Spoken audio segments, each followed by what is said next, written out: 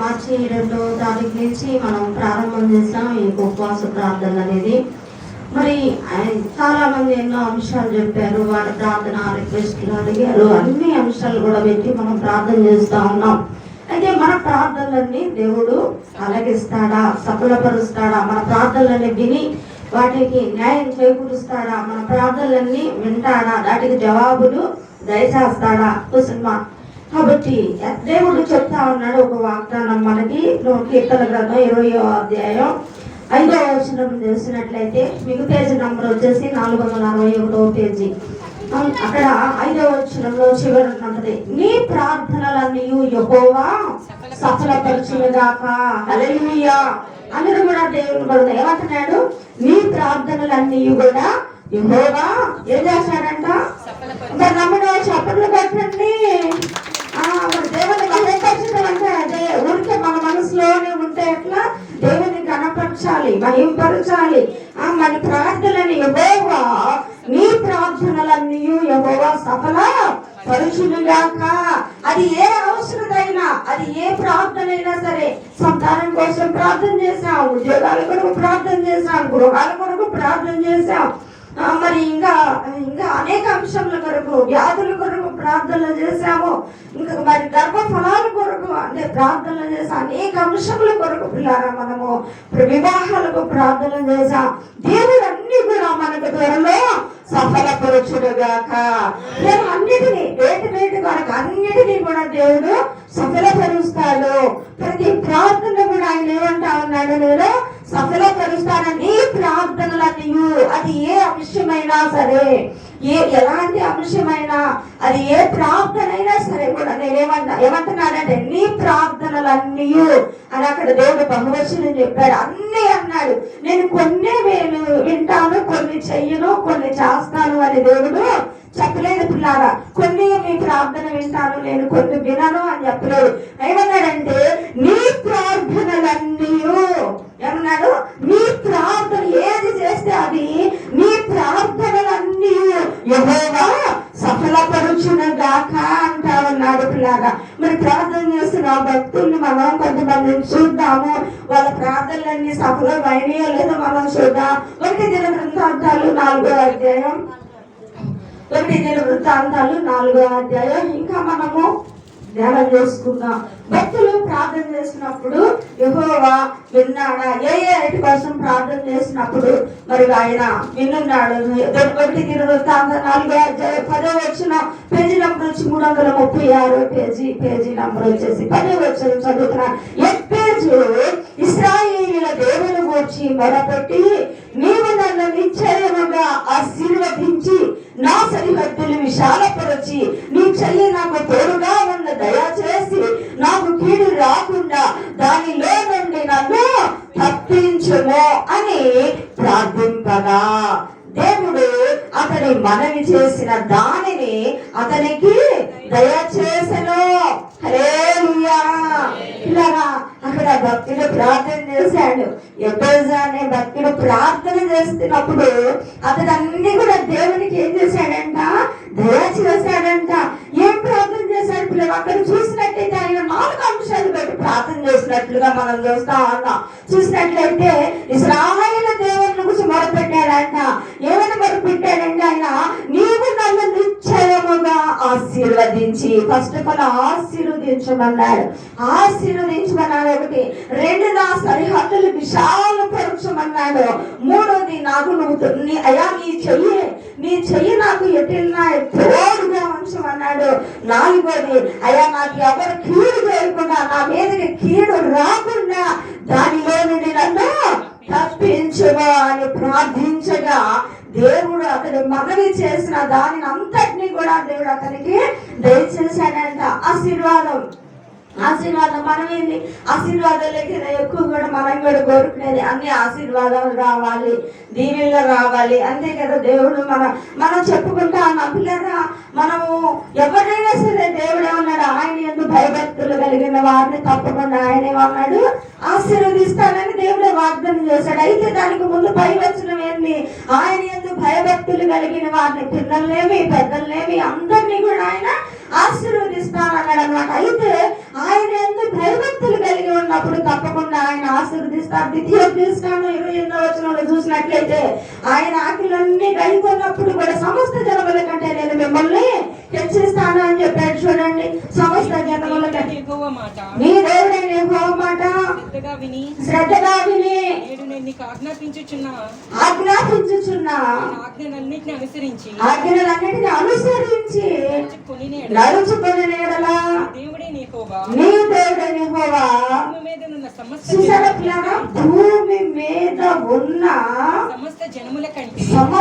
జనముల కంటే నిన్ను హెచ్చించును. హల్లెలూయా. అన్ని సైంటిస్టులు ఎవరు చెప్పండి? యూదులే. మరి కరెంట్లు, అన్ని ఫ్లైట్లు, అన్ని టెక్నాలజీ అంతా ఎవరి దగ్గర ఉంది? మరి దేవుని బిడ్డల యూదుల దగ్గరే ఉంది. ఇలాగా చాలా మరి ఆ యొక్క ఆశీర్వాదం సమస్త జనముల కంటే ఆయన ఏమన్నాడు? యెచ్చిస్తా అన్నాడు. దేశం చూస్తే చిన్నది, ఇజ్రాయెల్ దేశం ఎలాంటిది? చాలా చిన్నది. పిల్లల ఎంతో మంది ఇజ్రాయెల్ దేశం మీదకు వచ్చారు, ఎంతో మంది ఇజ్రాయెల్ దేశం వచ్చారు. మనం ఈ మధ్య రీసెంట్ గా కూడా ఇజ్రాయెల్ దేశం మీద యుద్ధం జరిగింది. అయినప్పటికీ కూడా అతి చిన్న దేశమైన దేశాల్లో ఎవరికి తోడుగా ఉన్నారు? దేవుడు వాళ్ళకి తోడుగా ఉన్నాడు. పిల్లారా మరి అది మరి ఆ యొక్క టెక్నాలజీ, ఆ యొక్క జ్ఞానం అంతా కూడా వాళ్ళ దగ్గర ఉన్నది. పిల్లారా ఆశీర్వాదం ఏమంటారు? సమస్త జనముల కంటే నేను హెచ్చిస్తాను అని చెబుతా అన్నాడు. అయితే మొదట పై అన్ని చేసినప్పుడే ఇది మనకు సొంతం అయ్యింది, అంతేనంటారా? పై చేయకుండా ఏమన్నాడు? శ్రద్ధగా వినాలన్నాడు, ఆజ్ఞలన్నీ గైకొని అనుసరించి నడుచుకోవాలన్నాడు. అవన్నీ చేసినప్పుడు మీరేమవుతారు? ఆ కింద వచ్చిన మీకు సొంతం అయింది అన్నమాట. సమస్త జనముల కంటే భూమి మీద సమస్త జనముల కంటే మిమ్మల్ని నేను హెచ్చిస్తాను అని చెప్పాడు. పిల్లారా మరి హెచ్చింపు కావాలా, తగ్గింపు కావాలా మీకు? మనం అందరం ఏమనుకుంటాం? మనం హెచ్చుగా ఉండాలని అనుకుంటాం అందరం కూడా. మరి మీరు హెచ్చుగా ఉండాలంటే, మీరు ఆశీర్వదించబడాలంటే, అందరికంటే మీకు మంచి జాబ్ రావాలంటే, అందరికంటే మీరు ఒక ఉన్నతమైన స్థానంలో హెచ్చుగా ఉండాలంటే ఏం చేయాలి? ఆయన మాట శ్రద్ధగా వినాలి, ఆయన ఆజ్ఞలు గైకొనాలి, ఆయన ఆ ప్రకారం మనం ఏం చేయాలి? నడుచుకోవాలి. ఇవన్నీ ఆశీర్వాదాలు అన్నమాట. తర్వాత ఇంకా దేవుడు అందరినీ ఆశీర్వదించాడు, చాలా మంది భక్తుల్ని ఆశీర్వదించాడు. యాకోబుని కూడా చూసినట్లయితే ఆది కాండంలో ఇదిగో నేను నీకు తోడుగా ఉండి నువ్వు వచ్చే మార్గం అంతట్లో కూడా నేను నీకు తోడుగా ఉండి నేను ఆశీర్వదిస్తానని చెప్తాడు. చూడండి, ఆది కాండం మరి యాకోబుని గురించి రాయబడి ఉంటది. అక్కడ ఆయన వెళ్తూ మార్గ మధ్యలో ఆగి రాయిని తలగడగా పెట్టుకొని ఆయన ప్రార్థన నిద్రపడినప్పుడు దేవుడు స్వప్నంలో ఆయనకు కనిపించి దేవుడు మాట్లాడతాడన్నమాట.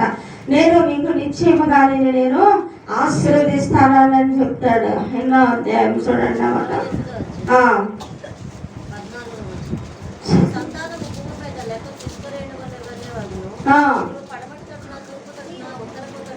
చూసారా చూసారా? హల్లెలూయా. ఆశీర్వాదం. ఇదిగో నేను నీకు తోడయుండి నీవు వెళ్ళు ప్రతి స్థలమందు నిన్ను కాపాడుచు ఈ దేశమునకు నిన్ను మరలా రప్పించదను, నేను నీతో చెప్పినది నెరవేర్చు వరకు నిన్ను విడువనని చెప్పగా. పిల్లగా విధిగా దేవుడు మరి ఆ సరిహద్దులు విశాలపరచు. ఇప్పుడు అక్కడ మనం 4 మాట్లాడుకున్నాం. ఆశీర్వాదము, నా సరిహద్దులు విశాలపరచము, నాకు తోడుగా మరి నీకు నేను తోడు, నన్ను మరి ఏ కీడు రాకుండా 4 అడిగాడు ఎబ్బేజు. ఆశీర్వాదం గురించి మనం మాట్లాడుకుంటా. నా ద్వితీయోపదేశకాండం 28లో మనం ఆజ్ఞలు వేసుకున్నప్పుడు ఆటోమేటిక్ గా దీవులన్నీ కూడా ఆ దేవంతా చదివితే మళ్ళీ లేట్ అయింది. ఆ 28వ అధ్యాయం మళ్ళీ మీరు ఇంటి దగ్గర మిగతా వచ్చినాలన్నీ చదువుకోండి. ఆ దీవులన్నీ కూడా మీ సొంతం అవుతాయి అని దేవుడు చెప్పాడు అన్నమాట. ఎప్పుడంటే ఆజ్ఞలు గైకొని ఆయన మాట శ్రద్ధగా విని మరి వాటన్నిటి ప్రకారం నడుచుకున్నప్పుడు ఆశీర్వాదాలు మీకు సొంతం అవుతాయి. అయితే పిల్లగా మన సరిహద్దులు కూడా ఆయన విశాలపరుస్తా అన్నాడు. మరి యాకోబుకి ఇక్కడ చెప్తా ఉన్నాడు. చూడండి, ఆయనకి దేవుడు చెప్తాడు, ఈ భూమిని నీకు నీ సంతానములకు నేను ఇచ్చేదనా అని చెప్పి ఉన్నాడు. అంత మాత్రమే కాకుండా ఈ భూమి మీద లెక్కకు మించిన ఇసుక రేణువుల వలె నీవు పడమటి తట్టును, ఎట్లాగంటే ఆయన వ్యాప్తి సరిహద్దులు విశాలపరచడం, నీ పడమటి తట్టును, తూర్పు తట్టును, ఉత్తరపు తట్టును, దక్షిణపు తట్టును వ్యాపించడము. సరిహద్దులు విశాలపరచడం అన్నమాట. సరిహద్దులు విశాలపరచడం పిల్లారా, మనము అనేక యుగాలుగా మనం కూడా వ్యాపించటము, సరిహద్దులు విశాలపరచటము, మనల్ని కూడా దేవుడు ఆ విధంగా ఆశీర్వదిస్తానంటామన్నమాట. మరి తూర్పు దిక్కుకు మనల్ని తీసుకెళ్తాడు, పడమ తట్టుకు మనల్ని తీసుకెళ్తాడు, దక్షిణపు తట్టుకు మనల్ని తీసుకెళ్తాడు, ఉత్తరపు తట్టుకు మనల్ని తీసుకెళ్లి మన సరిహద్దు నేరాలు విశాల పరుస్తాడు పిల్లరా, వ్యాపింప చేస్తాడు, మనల్ని వ్యాపింప చేస్తాడు అన్నమాట.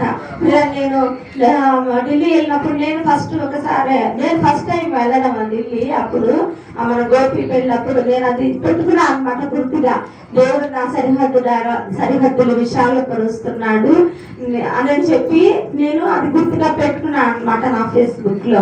కాబట్టి ఏమంటున్నాడు, మనల్ని ఎక్కడికక్కడికి తీసుకెళ్తాడంట, తూర్పు దిక్కుకు తీసుకెళ్తాడు, పడమటి దిక్కుకు తీసుకెళ్తాడు, ఉత్తర దిక్కుకు తీసుకెళ్తాడు, దక్షిణ తీసుకెళ్తాడు. అలాగే ఎంపీ వెళ్ళినప్పుడు కూడా, మధ్యప్రదేశ్ వెళ్ళినప్పుడు కూడా ఇవన్నీ కూడా నేను ఫేస్బుక్ లో పెట్టుకున్నాను. ఎందుకంటే దేవుడు మన సరిహద్దులు ఏమి అన్నాడు, విశాల పెరుగుతాడు. పరిచయం లేదా, ఎప్పుడు చేసిన ప్రార్థన మనందరికీ కూడా సొంతమైంది అనమాట. ఆయన ప్రార్థనని సఫలం చేశాడా లేదా, చేశాడు, చేస్తున్నాడు, చేయబోతున్నాడు. హల్లెలూయా, నమ్మిన ఆల్రెడీ చేశాడు.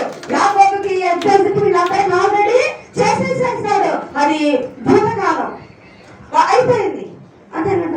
ఏ కాలం చెప్పండి, భూతకాలం.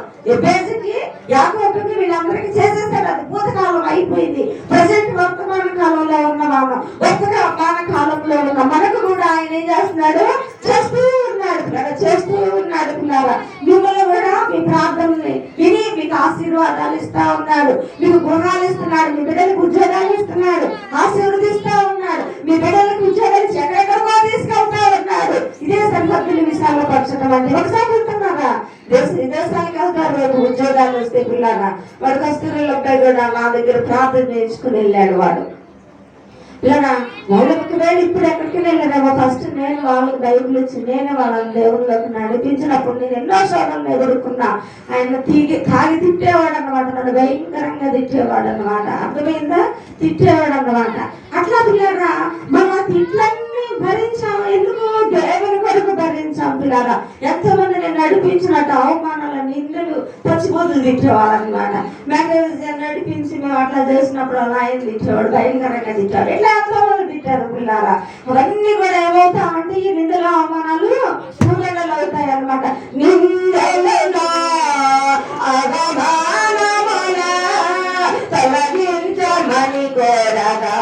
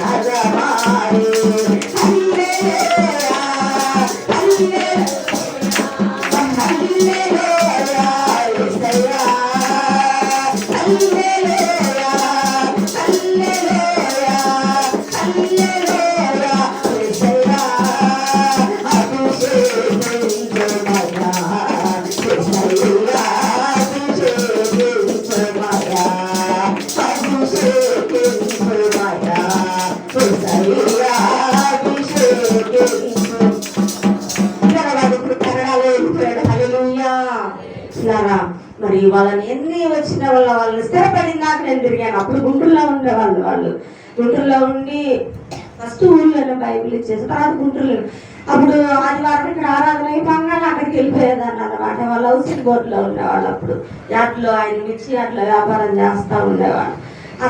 ఇక్కడ అయిపోగానే 3 కాడి నుంచి అక్కడికి వెళ్ళిపోయేదాన్ని. నేను ఏదేమైతే వాళ్ళు స్థిరపడిన దాకా నేను వాళ్ళని బలపరచడం జరిగింది పిల్లారా.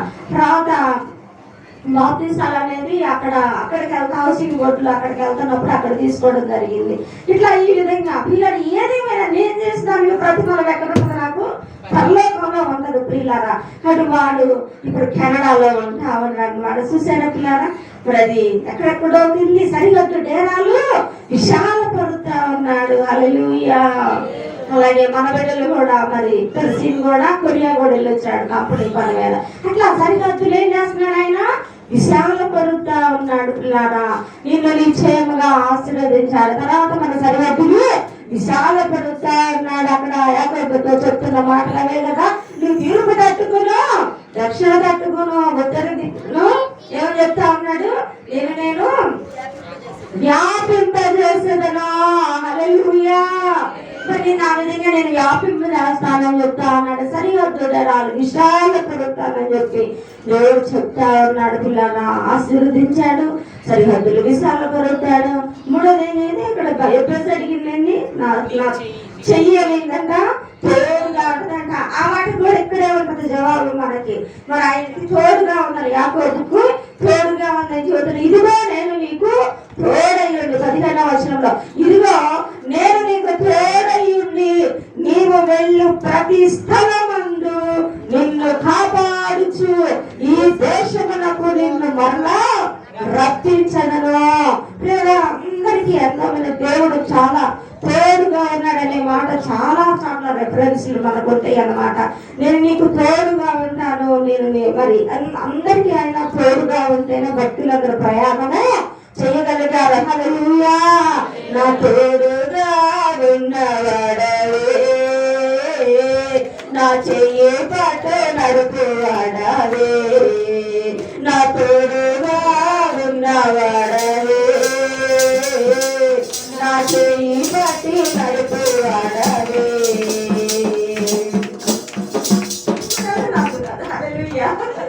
కాబట్టి పిల్లల దేవుని హస్తం మనకి తోడుగా ఉంటుందని చెప్తా ఉన్నాడు అనమాట. దేవుడు ఎవరి హస్తం మనకు తోడుగా ఉంటుంది, దేవుని హస్తం తోడుగా ఉంటేనే మనందరం కూడా ప్రయాణం చేయగలుగుతాం. నేను ఒక భక్తుడు ఒక సేవకుడు చెప్తున్నాడు, పిల్లలు నేను సేవకులు మీటింగ్కి వెళ్తా ఉన్నప్పుడు ఆయన అమెరికా నుంచి వచ్చిన సేవకుడు అనమాట.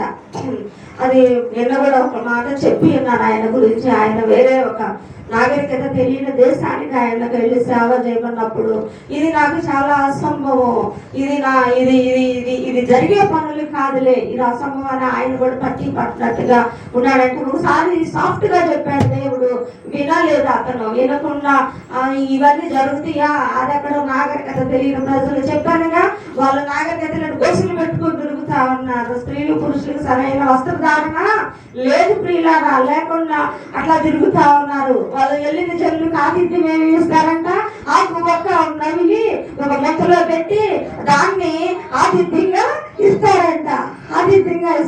అది ఎంత మనకి చూస్తానికి ఆశైపోతుంది. మనం ఏంది నవిలి ఆకు ఒక్క నవిలి పోస్తాము, అది వాళ్ళకు మొక్కలో పెట్టి దాన్ని వెళ్ళిన వాళ్ళకి ఆతిథ్యంగా అది పెడతారంట. చూడు భయంకరంగా ఉంది కదా. అలాంటి దేశానికి సేవకుని వెళ్ళమన్నాడంట. ఈయన జరగన పనులని యోనా అలాగే ఏం చేశాడు, ఏమంటున్నాడు, నిన్వే వెళ్ళమంటే యోనా కనుక తర్ఫీష్ వెళ్ళినట్టుగా అట్లాగా నాకు లెక్కలు ఎక్కున్నాను ఉన్నాడు అనమాట. పిల్లరా రెండోసారి గద్దించి చెప్పాడంట ఆయన పేరు పెట్టి, నేను అక్కడికి వెళ్ళమన్నాను వెళ్ళలేదని చెప్పి గద్దించి చెప్పేసరికి ఆయన పేరు ఇంగ్లీష్ పేర్లు ఏదో ఉంటాయిగా, ఆ పేర్లు పెట్టి పిలిచి నేను అక్కడికి వెళ్ళమన్నా వెళ్ళలేదని కలిగాడు అంట. పిల్లారా వెళ్ళినందుకు పిల్లారా దేవుడు చెప్పాడు కాబట్టి అది తప్పకుండా అదంతా సక్సెస్ ఏంటి, మామూలుగా ఆత్మలు సంపాదించడం కాదు. Bible college కట్టమన్నాడు అక్కడంట. 800 మంది పాస్టర్లకు కలిగి బైబిల్ కాలేజీ ఆయన కట్టాడంట. పిల్లారా ఆయన తోడుగా ఉన్నప్పుడు, పిల్లరా ఆయన దక్షిణ హస్తం తోడుగా ఉన్నప్పుడు మాత్రమే భక్తులు ప్రయాణం చేయగలుగుతారు. పిల్లారా అట్లా చెప్పినప్పుడు ఆయన ఏం చేశాడు, సక్సెస్ఫుల్ గా అక్కడ బైబిల్ కాలేజీ కట్టబడిందంట. దానికి కావలసిన ఫలాన్ని కూడా దేవుడు రైజ్ చేస్తాడు. అంతేనండి, ఆయనకి ఇష్టం. ఆయన చెప్తే అందరినీ రైజ్ చేస్తాడు, తీసుకొస్తాడు యేసు. హల్లెలూయా. చెప్పండి కూడా దేవుని మహిమపరుగా ఆ మూలమున్న మొదలైన ధనాన్నంతటిని కూడా రహస్య స్థానంలో ఉన్న బ్లాక్ మనీని కూడా తీసుకొచ్చే దేవుడు మన యేసు ప్రభువారు. బైబిల్ కాలేజీ కడదామా, ఇదంతా జరిగిద్దా అనుకున్నప్పుడు పిల్లరా అదంతా కూడా సక్సెస్ఫుల్ గా జరిగిపోయి అంటాం. ఆయన ఎన్నో దేశాలు తిరిగి చాలా చేస్తా ఉన్నారన్న పిల్లరా. ఆయన్ని ఇప్పుడు 81వ సంవత్సరం ఆశ్చర్యంగా ఉంది. మనమేమో కర్ర తీసుకొని పట్టుకొని నడుస్తా ఉన్నమాట. 50 ఏళ్ళకి ఇంకా మనమేం బయటికి వెళ్తామా, ఇంక బయటికి వెళ్ళే పరిస్థితి మనది కాదు అని చెప్పి ఏదో ఇంట్లో కూర్చొని సూత్రం అనుకుంటా ఉంటాం మనం పిల్లరా. ఇంకా మనం బయట తిరిగే ఏది కాదు మనకు అనుకుంటాం పిల్లరా. 81వ సంవత్సరం ఇప్పుడు ఆయన వచ్చి భారతదేశానికి వచ్చి ఆయన సువార్త పరిచయం చేస్తా ఉన్నాడు. ఎంత ఆశ్చర్యంగా ఉంది కదా. 80 సంవత్సరాలకి యంగ్ మ్యాన్ లాగా ఉన్నాడు పిల్లరా. హల్లెలూయా. ఎలా ఉన్నాడు? 80 సంవత్సరాలకి యంగ్ మ్యాన్ లాగా ఎదురుతూ పిల్లరా చెబుతా ఉన్నాడు. 40 సంవత్సరాల్లో నీకు ఎటువంటి బలము ఉన్నది, 80 సంవత్సరాలప్పుడు నీకు అటువంటి బలాన్ని ఇస్తానని కాలేజీకు వాగ్దానం చేసినట్లుగా ఈ దైవజనుడు పిల్లరా 81 సంవత్సరంలో కూడా ఆ విధంగా ఆయన ఏం చేస్తున్నాడు? గంతులు వేస్తూ అట్లాగా దేవుని సేవ చేస్తాం. మనకి దేవుడు కర్ర పెట్టుకొని పిల్లగా నడుస్తాం పిల్లగా. ఆ విధంగా అన్ని దేశాలు ఆయన చేశాడంట. ఆయన తోడుగా ఉన్నప్పుడు ఏదైనా మనము చేయగలుగుతాము పిల్లరా. ఆయన తోడుగా ఉంటే, ఆయన మనకి తోడుగా అండగా కొండగా ఉన్నప్పుడు మనము అన్ని చేస్తాము. మనకు అసాధ్యమైంది ఏమి కూడా ఆయన తోడుగా ఉన్నప్పుడు ఏమైతే అసాధ్యం కూడా సుసాధ్యముగా మారిపోయింది. పరిస్థితులు కఠినముగా ఉంటాయి. ఇది జరగదు, ఇది ఇక్కడ జరగని పని, ఇదంతా కూడా మనం అనవసరంగా అనుకుంటాం పిల్లరా. ఇదంతా జరగదు, ఇదంతా జరిగే పనులు కాదు ఇదంతా కూడా అని చెప్పి మనమైతే నిరుత్సాహపడతాము, బలహీన పడిపోతాము, కృంగిపోతాము పిల్లారా. అయినా కూడా అతడు దేవుడు చెప్పినట్టు చేసినప్పుడు పిల్లారా అదెంతగానో చెప్పాడుగా. నాగరికత లేని ప్రదేశం, సరైన బట్టలు వేసుకోలేని పరిస్థితులు, అలాంటి దేశంలో ఇల్లు బైబిల్ కాలేజీ 800 మంది పాస్టర్లను ఆయన తయారు చేశాడు. ఇప్పటికి 81వ సంవత్సరం. ఒకసారి అంటే ఆయన దేవుడు తోడుగా ఉన్నప్పుడు కూడా మనకి ఎలాగ మన ప్రయాణంలో తోడుగా ఉంటాడు అనేది కూడా ఆయన ఒకసారి ఫ్లైట్ ఎక్కినప్పుడు అంట పిల్లగా మరి 3 చక్రాలు ఫ్లైట్ ఎక్కిపోయింది. అది ఎట్లన్నా కానీ 4 ఉంటాయి కదా, 3 చక్రాలు ఫెయిల్ అయిపోయింది అంట. ఫెయిల్ అయిపోయి అక్కడక్కడే తిరుగుతా ఉందంట. ఆయన చివరిలో వెళ్ళేటప్పుడు ప్రార్థన చేయమన్న మొక్క చెప్పి ఈ మాట చెప్పాడు అనమాట. మీ ప్రార్థనలు మాకు ఎంతో అవసరం. ఇట్లాగా ఫ్లైట్ 3 చక్రాలు ఫెయిల్ అయ్యి ఇట్లా అక్కడక్కడే తిరుగుతా ఉందంట. ఇప్పుడు మనం ఎన్నో చూస్తున్నాం, విమానాలు ఫెయిల్ అయిపోయి కింద పడిపోవడం, అయితే అక్కడే అది కాలిపోయి అంటే పేలిపోతుంది కదా, పేలిపోయి అట్లా మస్తు అయిపోతున్నాం. అక్కడ ఎంతమంది అయితే ఆ ఫ్లైట్ లో ఉంటారో వాళ్ళందరూ కూడా మస్తు అయిపోతున్నాం ఉండడం మనం చూస్తా ఉన్నాం. మనకి చాలా మంది తెలుసు, అలాంటి వాళ్ళు కూడా మనకి తెలుసు.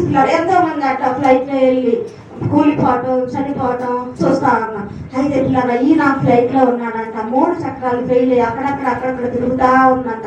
పిల్లలు పడిపోకుండా అయితే ఇంకా అది గమనించిన వాళ్ళందరూ కూడా అది కిందకి దిగాలి కదా, అక్కడ ఏదో అన్ని కూడా వేసారంట. అది డౌన్ దిగటానికి అన్ని నూలు అన్ని కూడా అంటే మెత్తగా ఉండే నూలు అన్ని కూడా చాలా ఎత్తి వేసేసారంట. గమనించి పిల్లలు చెబుతున్నా, అంత వెయిట్ చేసే అవకాశం దేవుడు ఇస్తాడు. ఒక్కోసారి ఫెయిల్ అవ్వాలంటే ఫెయిల్ అయిపోయింది పిల్లారా, అది కింద పడిపోవచ్చు. కానీ పిల్లారా వీళ్ళందరూ అది చూసి వాళ్ళందరూ అవి వేసిందాక ఎంత ఎత్తున ఎవరికి ఏ హామీ కలగకుండా, ఎవరికి ఏ దెబ్బలు తగలకుండా ఎంత ఎత్తున నూలు అన్ని వేసి అది ఇంకా అది డౌన్ అయిపోయింది, అది దిగింది అనమాట.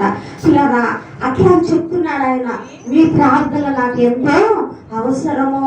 అలాంటి స్థితిలో కూడా దేవుడు నన్ను కాపాడాడు అని చెప్పాడు అనమాట. ఆయన చెప్పింది ఏంటంటే, ఆ యొక్క 3 చక్రాలు ఫెయిల్ అయితే విమానం అక్కడక్కడే తిప్పాడు కానీ నా ప్రాణమైనా తీసుకోలేదు అని చెప్పాడు పిల్లలు. అందుకే ఆయన తోడుగా ఉంటే ఏదైనా మనందరము ఆయనలో ప్రయాణము ఎంత దూరమైన, తూర్పుకైనా పడమరకైనా దక్షిణకైనా ఉత్తరముకైనా వెళ్ళగలుగుతాము. ఎవరి తోడుగా ఉన్నప్పుడు? దేవుడు తోడుగా ఉన్నప్పుడు. నా తోడు, ఇప్పుడు తీసాను చూసి పాట.